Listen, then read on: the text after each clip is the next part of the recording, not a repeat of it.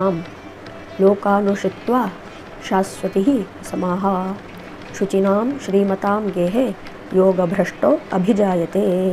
देखा, भगवान कह रहे हैं योग भ्रष्टो अभिजायते।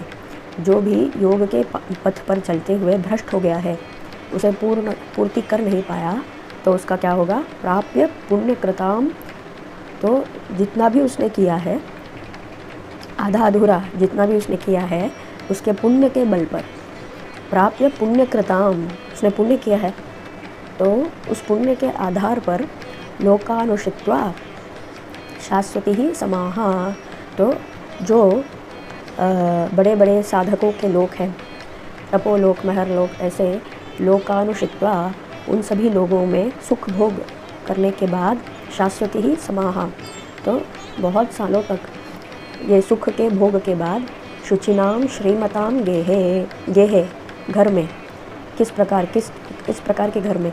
शुचिनाम श्रीमताम, बहुत ही पवित्र आचरण वाले, और श्रीमताम भगवान महालक्ष्मी की कृपा से संपन्न ऐसे घर में अभिजायते, तो योग भ्रष्टो अभिजायते, ऐसा योग भ्रष्ट व्यक्ति भी ऐसे अच्छे कुल में, अच्छे ग्रह में जन्म ले लेता है। अभिजायते जन्म ले लेता है। तो ऐसा कभी नहीं होता इस जगत में कि कल्याणप्रद या कल्याणकारी इस मार्ग में चल पड़ने के बाद किसी का विनाश हो या किसी का कोई दुख हो, किसी का कोई अपकल्याण हो, ऐसा कभी नहीं होता।